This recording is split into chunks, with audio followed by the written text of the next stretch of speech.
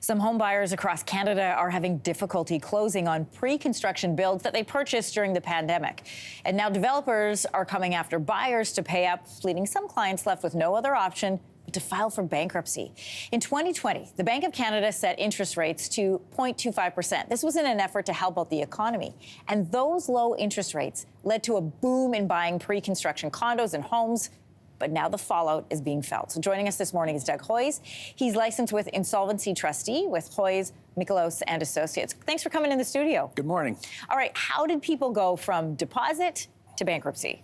Well, interest rates is the big thing. So back, like you said, a couple of years ago, I find this, condo, $700,000. I do the math, no problem. I can afford it. I put down a $100,000 deposit. Everything's good.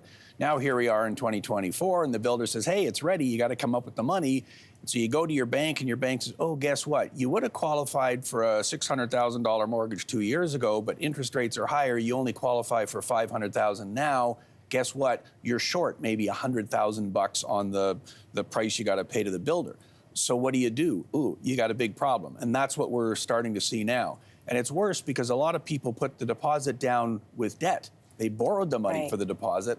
And so they've already got a high, debt to income ratio, and now they're having problems coming up with the rest of the money. That's where we are now. Hence the bankruptcy solution for some people. Well, for some people, it's like, okay, what am I supposed to do? Because if I don't close on the deal, the builder's going to say, well, sorry, we got a deal. You got to close on it. You got to come up with the money. So either you've got to go out and borrow the rest of the money to close, which is kind of hard if the market has changed, or else the builder could say, fine, I'll sell it to someone else. And if there's a shortfall, they're coming after you. Either way, you're on the hook. How do appraisal rates fit into this problem?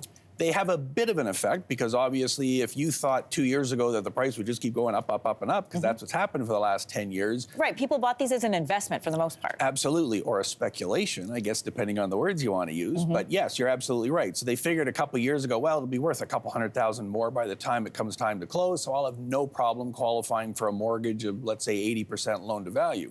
If prices haven't gone up or have eased off a bit, well, now I don't qualify based on my income, but I also don't qualify based on the appraisal. It's a double whammy.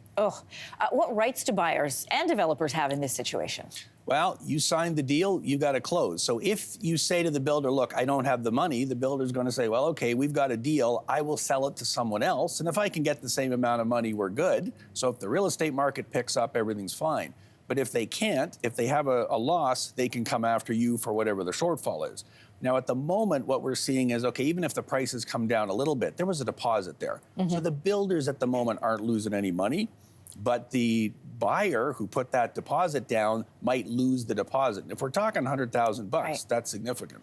What does this say? I mean, we're just in January now. So what does this say about what's to come in 2024, especially for buyers who signed on for those low interest rates and they're near renewal at a much higher rate? Yeah, we're in the early innings of this. I mean, you're right. If you got a mortgage for 5 years, 3 years ago, well, you still got 2 years till renewal. If you bought a pre-construction condo and it doesn't close for another year, no problem. You don't have to worry about it yet. So I think we're going to see a lot more of this, particularly if the real estate market gets a little bit soft, if interest rates stay where they are, as more and more things come up for renewal. So we're in the early innings of this. How likely is it that developers will find themselves in the same position at some point this year? It's certainly possible. Whether it's this year or next year, I don't know. But again, it all depends on interest rates and therefore the appraised values. If the builders can find someone else to buy it, it's good.